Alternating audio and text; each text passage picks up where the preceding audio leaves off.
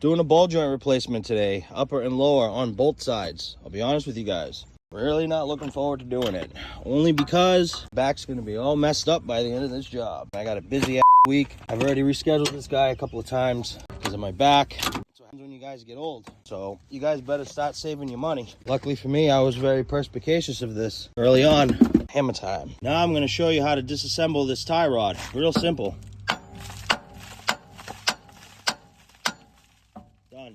So now that the outer tie rod has been disconnected, we're gonna go ahead, we're gonna start to disassemble the brakes. There's one thing that I wanted to mention when you guys are disassembling the tie rod. Now you guys saw how I had my hammer and I was hitting here, right? Now, if you're a rookie, if you're just a DIY guy, somebody who doesn't have 20 years of, using this type of hammer, I really recommend just putting the nut back on here. You remove the nut, put it back on here. Just to protect the threads, because that's what it's about, you know what I mean? Because when I was swinging, I did notice, if I was to just catch this on the edge, I could have went up and I could have damaged that, you know what I mean? But again, guys, I have, 20 years of experience, bro. So for me, it's second nature swinging this thing. I just want you guys to be aware that when you're doing that and you're using this method, just put a nut on it just in case so you don't hit the threads. All right.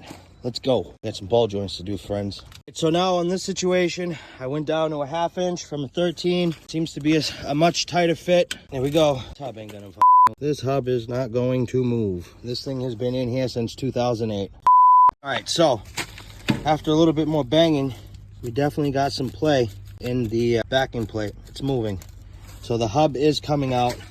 We're not damaging it. Everything's going as smooth as it can go for a situation.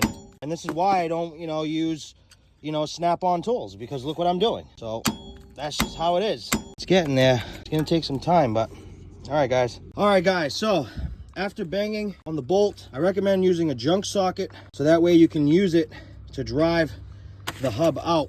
And there it is, boys. She's basically out now. I did talk to the customer. We might end up replacing the hub. That all depends on the availability at the moment. So, but again, these bolts, we might have to get some new bolts, and obviously no parts store is just going to have these bolts just hanging around for the hub. So, real quick, and if anybody is questioning if the threads are still good, yes, the threads are still good. All right, so I don't want to hear in the comment section that I damaged the threads on the ball. Shut up. See, look at that, screws right in. Look at that. See, screws right in. Done deal. So if you're ever replacing ball joints on a Jeep and you get to this point, you have everything disassembled, you've removed your bolts, you removed your nuts, right? Now I'm going to show you guys exactly how to get this out of here to get it separated from the ball joints. All right, what you're going to do is you're going to take your hammer and you're going to hit it. It's a very strong knuckle. It ain't going nowhere.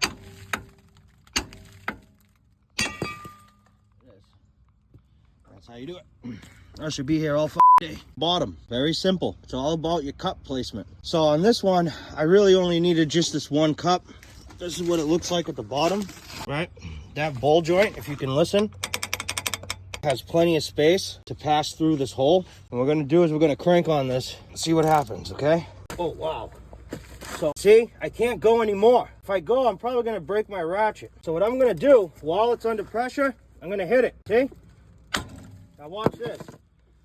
See, I get a turn out of it, just like that. There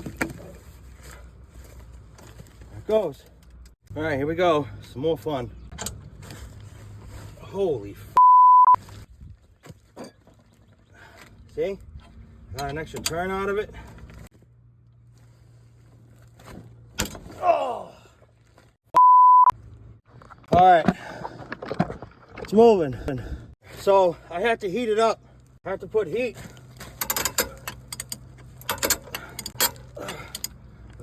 Oh my God.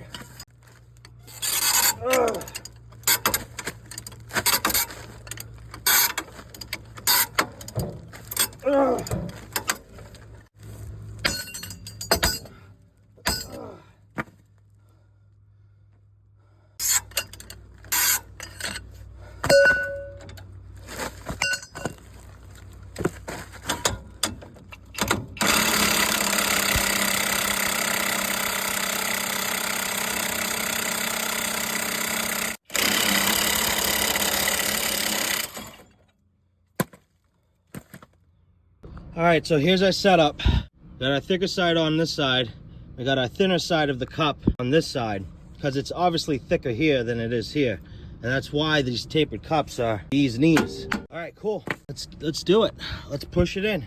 Look at this. See, Harbor Freight. But guess what? Shield catch. And I'm gonna go return this. So let's look. See how we're doing. Make sure this fucker goes in nice and straight. There we go. That's it. And then just for shits and giggles, give it another crank. See? All right, here it is. Wow.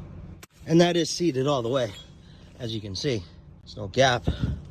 That's completely seated. So the reason why I'm not doing the other side is because of this. Take a look. My press almost went through the top part of this ball joint. And if that was to happen, this piece would have stayed in here, which then I would have had to melt it out or use a air hammer to try to fold this piece in. And with a lot of prayers and a lot of banging, I was able to get it out. But I told him this is where we stop, because God forbid if that press would have went through this, I would have had nothing to grab to push this out. And I mean, this could have been a disaster, guys, an absolute disaster. So as a mobile mechanic, when it comes to these Jeeps, make sure when you're doing the ball joints that you pick these battles, okay? Now, for example, look at that one. That axle is stuck to that hub. I don't want to say not even God can take it out, because God can do anything, but you understand what I'm trying to say. That sucker is part of that hub, period. Nothing's changing out of that. All right, so now that we got all our shit in, we're gonna get everything greased up and we're gonna finish this job. All right, guys,